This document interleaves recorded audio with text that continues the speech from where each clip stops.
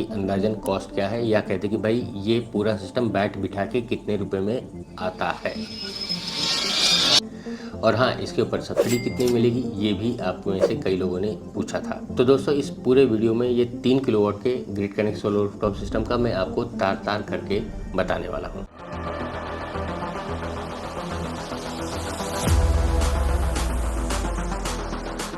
तो सबसे पहले आप इस सिस्टम को समझ लीजिए और इसके अंदर लगने वाले सारे कंपोनेंट समझ लीजिए, सो दैट आपको एक अंदाज़ा आ जाएगी कि भाई आखिर इसमें कौन कौन से कंपोनेंट्स हैं और उसकी ज़रूरत किस लिए है, वो कर क्या रहा है, और फाइनली आपको ये सिस्टम कितने रुपए में बैठेगा। तो सबसे पहले बात आती है मॉड्यूल्स की, जो बेसिकली बिजली जनरेट कर रहे होते हैं। उसके बाद बात आ जाती है स्ट्रक्चर्स की, जहाँ पे ये मॉड्यूल्स माउंट होंगे। उसके बाद डीसी साइड की वायरिंग, फिर उसका डीसी-डीबी, फिर उसके बाद इन्वर्टर के बाद आपका एसी साइड की वायरिंग, और उसके साथ एसी-डीबी के बाद आपका जनरेशन मीटर के बाद आपका नेट मीटर के बाद आपका एमसीसीबी, और इस पूरे सिस्टम को प्रोटेक्ट करने के लिए एक डीसी साइड की अर्थिंग, एक एसी साइड की अर्थिंग और एक एलए। ये तमाम चीज़ें आपको लगेंगी ही। और हाँ, यहाँ पे ध्यान में रखिए, यहाँ पे कोई भी बैटरी नहीं होती है। यहाँ पे जो ग्रिड होता है वही आपका बैटरी की तरह काम कर रहा होता है, और वहीं पे जो भी एक्स्ट्रा जनरेट हुआ होता है वो ग्रिड के साथ सिंक्रोनाइज होता है, और जब आपकी रिक्वायरमेंट होती है आप ग्रिड से निकाल लेते हैं। तो ये दिया लिया कितना हुआ है वही नोट करने के लिए वहाँ पे नेट मीटर भी लगाया होता है। तो ओवरऑल ये सिस्टम जैसा आप स्क्रीन पे देख रहे हैं कुछ इस तरीके से होता है। बेसिकली ये ग्रिड सिंक्रोनाइज सिस्टम है, और ये या कहते कि भाई इसे grid connect solar rooftop system बोला जाता है। तो यहाँ पे एक बड़ा क्वेश्चन होता है कि भाई आखिर इन सिस्टम्स का फ़ायदा किसको होगा, या कहते हैं कि भाई ज़रूरत किसको है। तो दोस्तों यहाँ पे ज़रूरत की अगर हम बात करें तो भाई जो भी बढ़ते हुए बिल की समस्या से परेशान है तो उनके लिए ये सिस्टम तो बहुत ही कारगर है।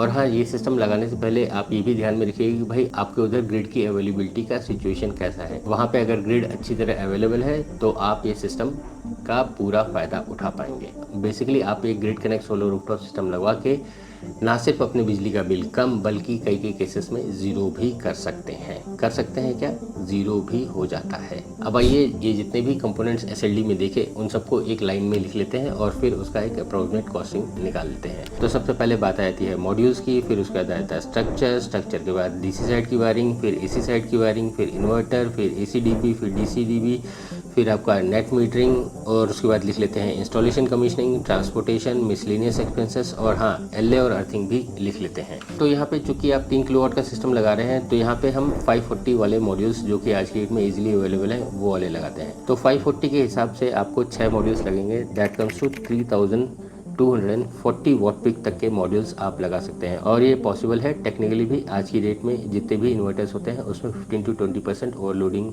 पॉसिबल होती है। तो 3 किलोवाट के लिए आप 540 वॉट पिक के 6 मॉड्यूल्स इस्तेमाल कर रहे हैं, ये मैं एज्यूम करता हूँ। तो 3240 यानी कि 3240 वॉट पिक के तक के मॉड्यूल्स लगेंगे। और उसका अगर हम एक अप्रोक्सीमेट रेट मार्केट में निकालें तो आप वो ज़रूर निकालिएगा अपनी तरफ, बट मैं कैलकुलेशन के लिए लिख लेता हूँ 20 रुपीज़ पर वॉट पिक का मॉड्यूल मिल रहा है।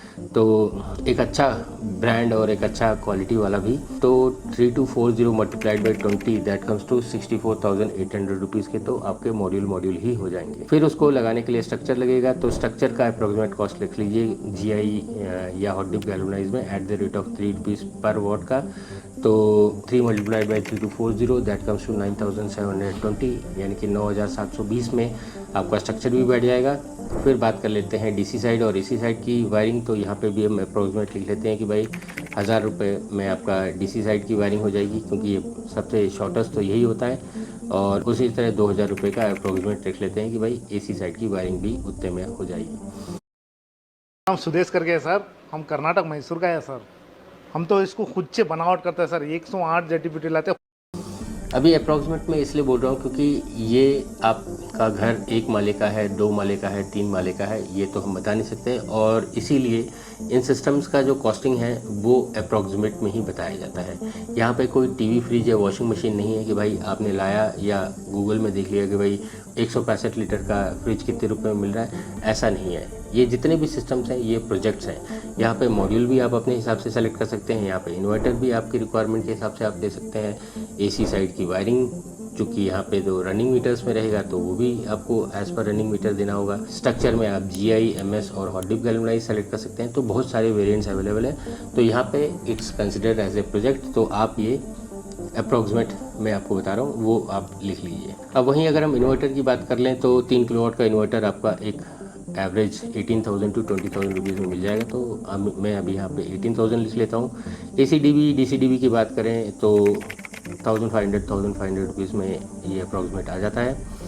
मीटर की अगर बात करें that is generation meter, net meter, उसका कैलिब्रेशन कॉस्ट, एलाइजनिंग कॉस्ट, तो अप्रॉक्सीमेट वो भी पकड़ लीजिए 20,000 रुपीज़ में हो जाता है। INC की बात कर लेते हैं दैट इज़ इंस्टॉलेशन कमीशनिंग। अब चूंकि ये सिस्टम किसी कोई ना कोई तो लगाएगा तो उसे लेबर चार्जेस और ये सब तो देना ही होगा, तो 4 रुपीज़ पर वॉट के हिसाब से पकड़ लीजिए। 4 multiplied by 3 that comes to 12,000 rupees के आसपास आपका इंस्टॉलेशन कमीशनिंग में भी लग जाएगा। ट्रांसपोर्टेशन तो ऑब्वियस सी बात है कि भाई लगेगा, तो यहाँ पे भी आप 2-3 हज़ार रुपये लगा लीजिए। तो मैं यहाँ पे 3,000 लिख लेता हूँ। 3,000 is the approximate transportation cost. और मिसलिनियस एक्सपेंसेस भी लिख लीजिए।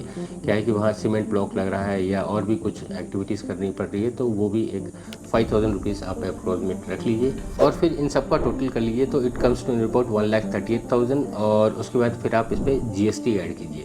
GST जो सोलर कंपोनेंट्स हैं उसके ऊपर तो 12% है, और बाकी जो एक्टिविटीज़ हैं या जो कंपोनेंट्स हैं उसके ऊपर 18% लगता है। तो ऑन एन एवरेज अगर हम कैलकुलेशन करना है तो आप 13% भी पकड़ सकते हैं। तो 1,38,000 रुपीज़ के ऊपर 13% के हिसाब से कुछ 18,000 रुपीज़ आपका GST भी बनता है। तो अप्रॉक्सीमेटली 1,56,000 के आसपास ये सिस्टम मोटा मोटी आ रहा है। हाँ, लेकिन यहाँ पे एक चीज़ था, वो हमने LA और अर्थिंग का प्राइसिंग नहीं लिखा था, तो LA और अर्थिंग भी आप पकड़ लीजिए, कुछ 10,000 रुपीज़ के अंदर बैठ जाना चाहिए। तो 1,56,000 की जगह पे आप 1,66,000 पकड़ लीजिए। ये अप्रॉक्सीमेट कॉस्ट आपका 3 किलोवाट का सिस्टम बैठ जाएगा। बट यहाँ पे अभी हमने मार्जिन्स नहीं जोड़ा है, तो कम से कम भी 15-20% मार्जिन्स भी जोड़ लीजिएगा। कुछ 20 से 30,000 तो हर कोई मार्जिन इसमें लेगा ही लेगा। तो मोटा मोटी एक 3 किलोवाट का सिस्टम आपका 1,80,000 से 1,90,000 रुपये में बैठ जाएगा, इंक्लूडिंग ऑल।